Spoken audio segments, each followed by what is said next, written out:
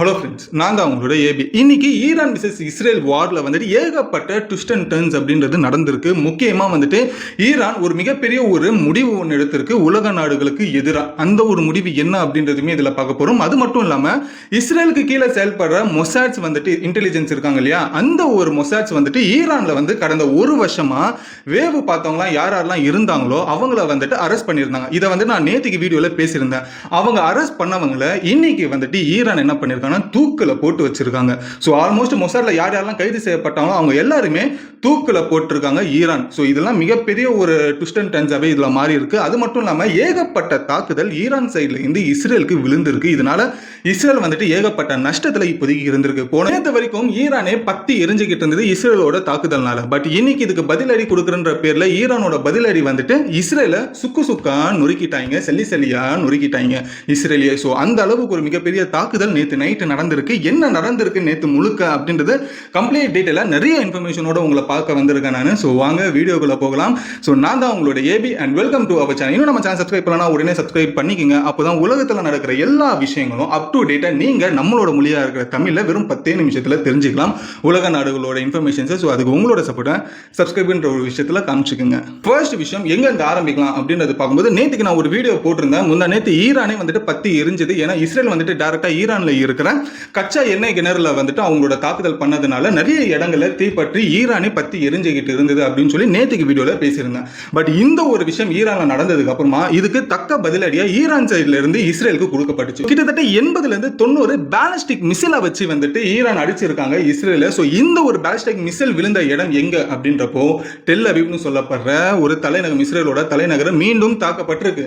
So அதுக்கப்புறமா வந்துட்டு சில முக்கியமான இடங்கள் இஸ்ரேலோட ராணுவ தளங்களுமே இதுல பாதிக்கப்பட்டிருக்கு. இந்த முக்கியமா இஸ்ரேலோட ஏர் ஃபியூல் ஸ்டேஷனுமே வந்துட்டு இதனால பாதிக்கப்பட்டிருக்கு. ஸோ எதுக்காக ஈரான் எக்ஸாக்டா ஏர் ஃபியூல் ஸ்டேஷனை வந்துட்டு அடிச்சிருக்காங்க அப்படின்றது பார்க்கும்போது, இந்த ஈரான் தாக்குறதுக்கு முன்னாடி இஸ்ரேல் ஒரு வாய் விட்டாங்க. என்ன அப்படின்னாக்கா, ஈரானோட வான்வெளி வந்துட்டு எப்பவுமே இப்போ கூட எங்களோட கண்ட்ரோல்ல தான் இருக்கு, நாங்கள் எப்போ வேணாலும் ஏர் ஸ்ட்ரைக் பண்ணுவோம் அப்படின்ற ஒரு விஷயத்த வாய் விட்டாங்க. ஸோ இது தெரிஞ்சுக்கிட்ட ஈரான் என்ன பண்றாங்க அப்படின்றப்போ, உங்ககிட்ட ஃபிளைட் இருந்தா தானடா நீ எங்க வான்வெளிக்கு பறந்து வந்து தாக்குதல் பண்ணுவ, உன்னோட ஃபிளைட் ஏர் பேஸே இருக்கக்கூடாது, அது கூடவே நீ இருக்கிற ஃபிளைட் எல்லாமே வந்துட்டு ரீஃபியூல் பண்ணப்படுற இந்த ஏர் ஃபியூல் ஸ்டேஷனையுமே இருந்தா தானே நீ ஃபிளைட்டையுமே பறக்க வைப்ப. ஸோ அந்த ஏர் ஃபியூல் ஸ்டேஷனையுமே நான் சேர்த்து அழிக்கிறேன்னு சொல்லி ஈரான் அவங்களோட பதிலடி தாக்குதல் கொடுத்துருக்காங்க. ஸோ இதனால இஸ்ரேலுக்கு ஏகப்பட்ட நஷ்டங்கள் ஏற்பட்டிருக்கு. ஸோ அது மட்டும் இல்லாமல் இப்போ இஸ்ரேல் இருக்கிற மக்கள், அதாவது தலைநகரமாக சொல்லப்படுற டெல் அவீவ்ல இருந்து நிறைய பேர் அந்த டெல் அவீவ் அப்படின்னு சொல்லப்படுற அந்த தலைநகரத்தை விட்டு வெளியேற ஆரம்பிச்சிருக்காங்க, வேற வேற பகுதிகளுக்கு போக ஆரம்பிச்சிருக்காங்க.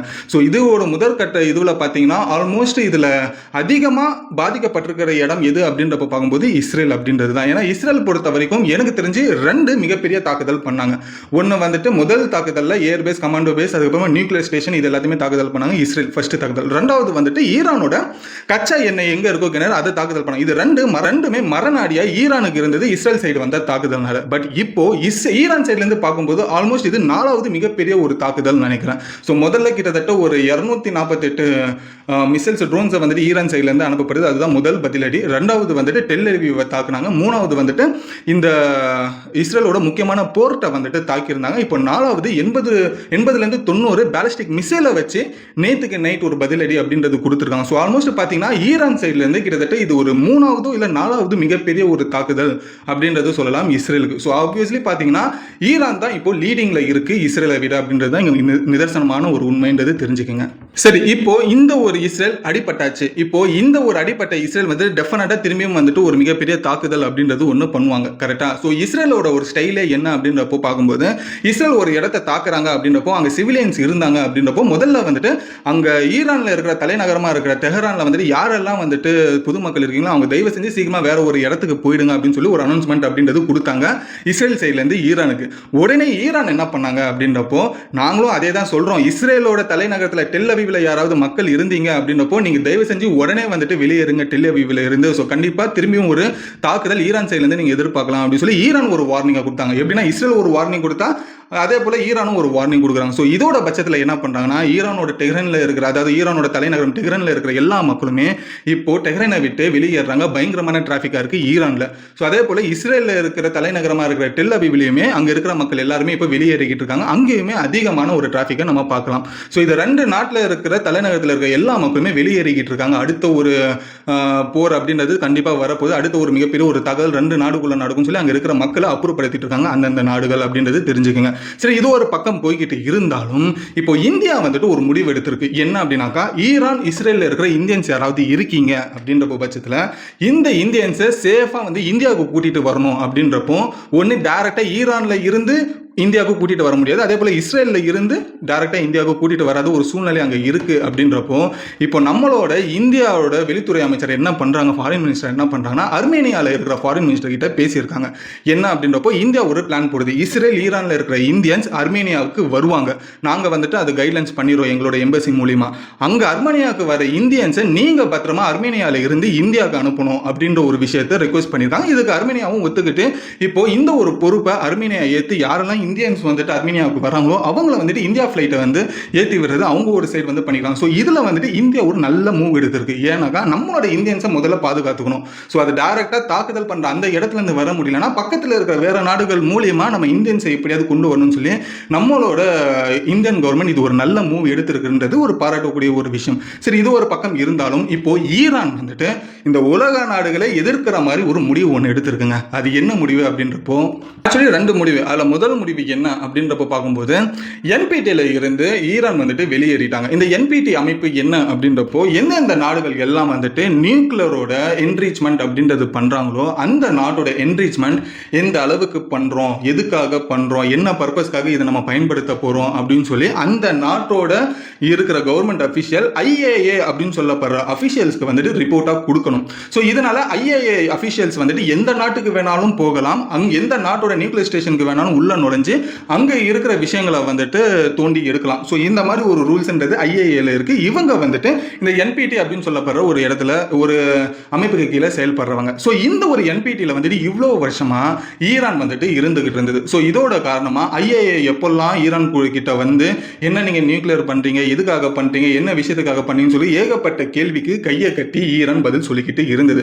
ஸோ இப்போ ஈரான் என்ன முடிவு எடுத்திருக்குன்னா, நான் வந்து என்பிடியை விட்டு வெளியில வரேன்டா, இதுக்கப்புறம் எவனுமே எங்களோட நியூக்ளியர் ஸ்டேஷனுக்கு வந்துட்டு எதுக்காக இது பண்றீங்க, எதுக்காக இது பண்ணணுன்ற அவசியம் என்ன இருக்கு, இதுக்கான ரிப்போர்ட் என்னன்றது எவனுமே வந்து ஐஏஏல இருந்து கேட்க கூடாது, அப்படி கேட்டாலுமே நாங்க தரமாட்டோம், இன்னும் கேட்டா ஐஏஏல சம்பந்தப்பட்டவங்க யாருமே ஈரானுக்கே வரக்கூடாது அப்படின்னு சொல்லி ஈரான் வந்துட்டு ஒரு முக்கியமான ஒரு முடிவை எடுத்திருக்காங்க.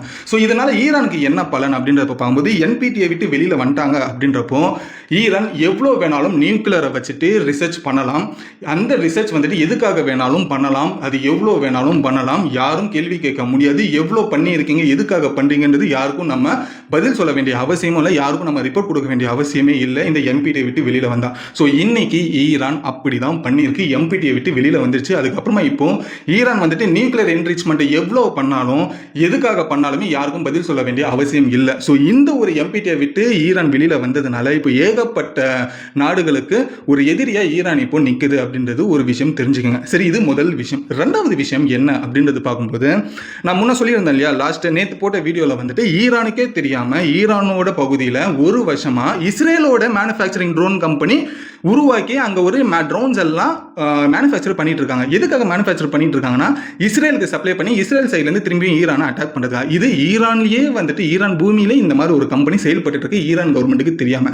ஸோ இந்த விஷயம் இஸ்ரேல் வந்துட்டு வெளியில் சொல்லிட்டாங்களா, உடனே வந்துட்டு இதை சம்மந்தப்பட்டு எத்தனை பேர் வந்துட்டு மாட்டியிருக்காங்கன்னா, இது வரைக்கும் மொசாட்ல இருக்கிற நிறைய பேர் கைது பண்ணிட்டாங்க ஈரான். ஸோ கைது பண்ணவங்களை நேற்று எல்லாருமே தூக்கில் போட்டிருக்காங்க. யாரெல்லாம் ஈரானுக்கு வந்துட்டு துரோகம் பண்ணியிருக்காங்களோ, இஸ்ரேலுக்கு சப்போர்ட்டாக போனாங்களோ அவங்க எல்லாரையுமே ஒரே நேரத்தில் தூக்கில் போட்டிருக்காங்க. ஸோ இது அடுத்த ஒரு மிகப்பெரிய ஒரு விஷயமா இஸ்ரேலுக்கு அடியாக விழுந்திருக்கு. ஏன்னா மொசாடோட இன்டெலிஜென்ஸே வந்துட்டு இப்போ தூக்கு போட்டு இறக்க வச்சிருக்காங்க அப்படின்ற பட்சத்தில் இஸ்ரேலுக்கு இது ஒரு மிகப்பெரிய ஒரு டிராபேக் அப்படின்றது எல்லாராலுமே பார்க்கப்படுது. இந்த மாதிரி ஒரு விஷயங்கள் பேக் டு பேக் வந்துட்டு ஈரான் அடுத்தடுத்து வந்துட்டு பயங்கரமான ட்விஸ்ட் அண்ட் டர்ன்ஸ் இந்த வார்ல பண்றதுனால அடுத்தது என்ன பண்ணுவாங்கன்னு சொல்லி இஸ்ரேலும் வந்துட்டு யோசிச்சுக்கிட்டு இருக்கு. அதே போல யூஎஸ்ஆ இருக்கட்டும், இஸ்ரேலுக்கு சப்போர்ட்டா இருக்கிற யூகேவா இருக்கட்டும், பிரான்ஸா இருக்கட்டும், மற்ற நாடுகள் எல்லாமே கவனிச்சுக்கிட்டு இருக்காங்க அப்படின்றது தெரிஞ்சுக்கங்க.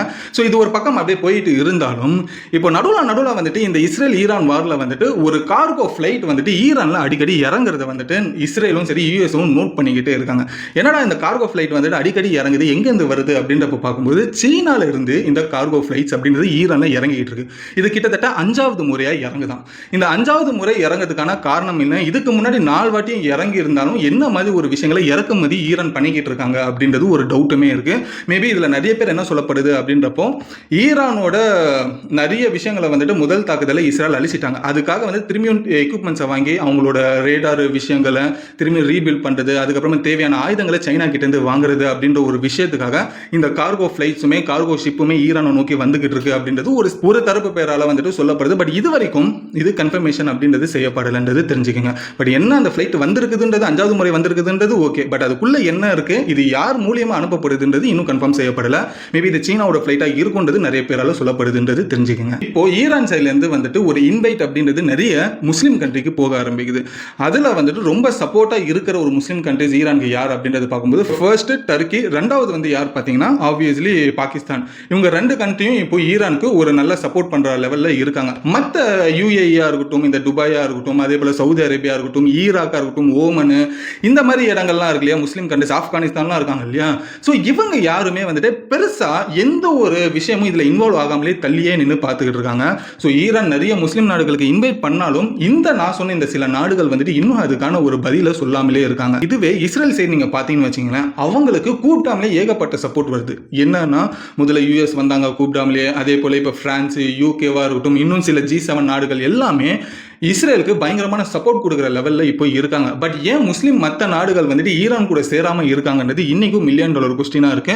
மேபி இந்த முஸ்லீம் கண்ட்ரிஸ் எல்லாம் ஒன்றா சேர்ந்துட்டாங்க, மிடில் ஈஸ்ட் எல்லாம் ஒன்றா சேர்ந்துட்டாங்க அப்படின்ற பட்சத்தில் இது 2 விஷயமா மாறும். ஒன்று மிடில் ஈஸ்ட் வார், அதுக்கப்புறமா G7 நாடுகள் கொண்ட ஒரு வாராகவே இது மாறிடும் அப்படின்றது தெரிஞ்சுக்கங்க. பட் இதுதான் நேற்று முழுக்க நடந்த மொத்த இன்ஃபர்மேஷன் நான் உங்ககிட்ட கொண்டு வந்திருக்கேன். இந்த ஒரு இன்ஃபர்மேஷன் யூஸ்ஃபுல்லாக இருந்தால் லைக் பண்ணிக்கங்க, ஷேர் பண்ணுங்க. எவ்ரிடே என்ன நடக்குதுன்றது அவங்களும் ரொம்ப ஷார்ட் அண்ட் ஸ்வீட்டாக தெரிஞ்சுக்கிட்டும் நம்மளோட சேனல் மூலியமா.